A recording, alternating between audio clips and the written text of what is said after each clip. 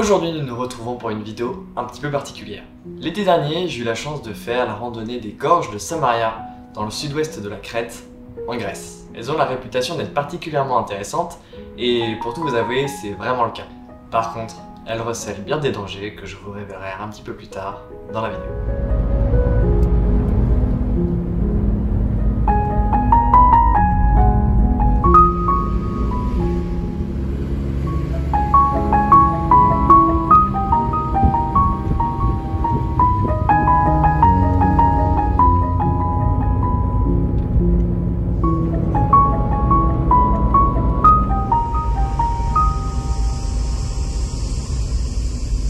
La vue au réveil.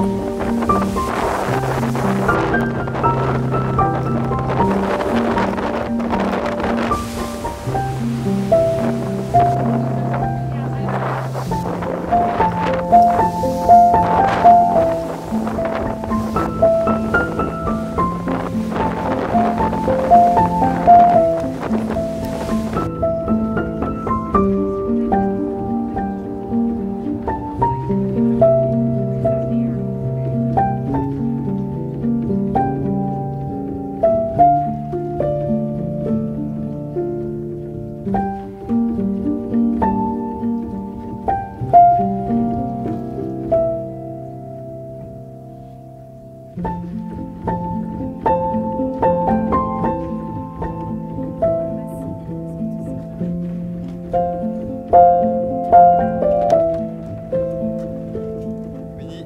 on l'a fait.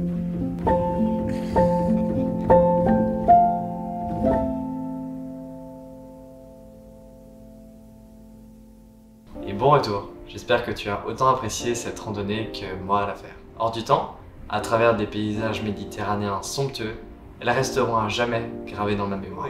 Cette deuxième partie de vidéo est un débrief et je vais vous donner mes meilleurs conseils et astuces pour faire cette randonnée incontournable de la Crète. Située à environ 1 heure de route de la Canée ou 3 heures d'Héraclion, les gorges de Samaria sont parmi les plus grandes d'Europe. En effet, elles sont coude à coude avec les gorges du Verdon en France. Le plus simple pour s'y rendre est en voiture. Mais vous pouvez également trouver des tours organisés qui vont s'occuper des bus, etc. La route pour se rendre jusqu'au parking de départ est en bon état et nous fait passer par certains endroits qui sont vraiment majestueux. Le départ se faisant à environ 1300 mètres d'altitude, les routes pour s'y rendre sont relativement sinueuses et à certains endroits assez désertiques. Le parking est payant et nous sommes arrivés à environ 8 heures du matin. Le départ est le point le plus haut de la randonnée. En effet, le trek est seulement une longue descente de 15 km jusqu'à la plage d'Adjaroumeli. Ensuite, il faut prendre un bateau puis un bus pour revenir au point de départ. Mais ça, j'y reviens un petit peu plus tard. Il est vraiment conseillé de commencer la randonnée le plus tôt possible. Tout d'abord pour pouvoir arriver à temps à Adjaroumeli et ne pas rater votre bateau de retour, qui est aux alentours de 17 h d'ailleurs, mais également pour échapper au soleil brûlant et aux chaleurs étouffantes qui peuvent être assez arides dans les gorges de Samaria, particulièrement en été. En plus, cela vous permettra d'échapper à la grosse majorité des touristes. L'entrée de la randonnée est payante, et ensuite c'est parti pour 12 km de descente sur à peu près 1200 mètres de dénivelé. Plusieurs toilettes sont réparties à différents endroits de la randonnée, ainsi que différents points d'eau naturels. Donc pas la peine de vous inquiéter à ce niveau-là. Pas de snack ou de petits shops, ce n'est que pure nature. La randonnée se fait entre 4 et 7 heures en fonction de votre rythme. Cependant, je vous conseille de prendre votre temps. En effet, autant profiter du paysage. Basiquement, la randonnée est divisée en 3 parties. Une première partie qui est une longue descente à flanc de montagne, à l'abri de l'ombre des arbres. Une seconde partie en forêt où on longe le lit d'une rivière. Et enfin la dernière partie à travers les gorges. C'est cette dernière partie qui est bien entendu la plus impressionnante, mais également la plus dangereuse. En effet, chaque année, il y a des accidents dus aux chutes de pierre. Ici, il n'y a pas de protection ou de filet. S'il y a une chute de pierre, ça peut être mortel. On s'est fait une grosse frayeur quelques semaines après ce tournage dans une autre gorge, et je dois vous dire que depuis, je ne fais plus le malin. Donc s'il vous plaît, soyez attentifs et faites attention si vous entrez dans ce genre de gorge. Enfin, quelques kilomètres plus tard, la randonnée se termine. Mais il faut encore joindre Adjaroumeli, qui est un village coupé de tout, 3 km plus loin, en bord de mer. Des navettes peuvent vous y transporter pour 5 $ par personne, cependant nous avons décidé de le faire à pied. En effet, le paysage est encore très joli. Adjaroumeli est un petit village hors du temps, mais qui est très actif grâce aux centaines de touristes qui terminent la randonnée chaque jour. En attendant notre bateau, nous sommes allés boire un petit rafraîchissement dans une des nombreuses tavernes qui existent dans ce village. Je dois dire qu'on l'a particulièrement savouré ce repas. Le trajet du retour se fait à bord d'un vieux rafio particulièrement lent. Et c'est épuisé que nous sommes arrivés à Soudja 1 heure plus tard. Alors malheureusement, je n'ai aucun rush de ce village, car en effet, une fois débarqué du bateau, c'était vraiment la panique pour pouvoir trouver notre bus qui nous ramènera jusqu'au point de départ. En effet, il y a plein de bus différents, parfois c'est des tours opérateurs, parfois c'est juste des bus random, on n'a pas trop compris. Et pour trouver celui qui fait le trajet pour les personnes comme nous, c'était un petit peu compliqué à trouver. On s'est fait une bonne frayeur. Honnêtement, pour le coup, même si c'est un petit peu plus cher, je vous conseille d'acheter le billet directement au départ de la randonnée, ça vous évitera ce stress en plus une fois débarqué du bateau. Car là, pour le coup, c'est pas juste 3 km, c'est faire plus de 50 km à pied pour pouvoir retourner jusqu'au parking. Et c'est encore 1 heure et demie plus tard que nous sommes arrivés enfin au parking. Je dois dire que j'étais complètement épuisé et les 2 heures de voiture qui nous attendaient pour retourner jusqu'au Airbnb me faisaient un petit peu peur. En conclusion, cette randonnée est juste exceptionnelle en tout point de vue, je ne peux que vous encourager à la faire. Préparez bien votre journée et vos équipements et arrivez suffisamment tôt pour faire ce trek sereinement. Soyez conscient des dangers qu'il peut y avoir dans une gorge et tout ira bien. Le seul point négatif de cette randonnée, c'est le nombre de touristes qui, à certains moments, peut être assez dérangeant. Cependant, vous pouvez l'éviter en partant un petit peu plus tôt. Voilà pour cette vidéo. J'espère que vous a plu. Si c'est le cas, je vous invite à laisser un pouce bleu ainsi qu'un commentaire sous cette vidéo pour m'encourager à en faire d'autres dans ce style. Personnellement, je suis super chaud pour faire d'autres vidéos de randonnée comme celle-ci, j'adore ça. Donc dites-moi ce que vous en avez pensé en commentaire. Pensez à vous abonner ainsi qu'à activer les notifications pour ne rater aucune des prochaines vidéos. Sur ça, je vous dis à très vite, c'était Pierre, restez curieux. Ciao.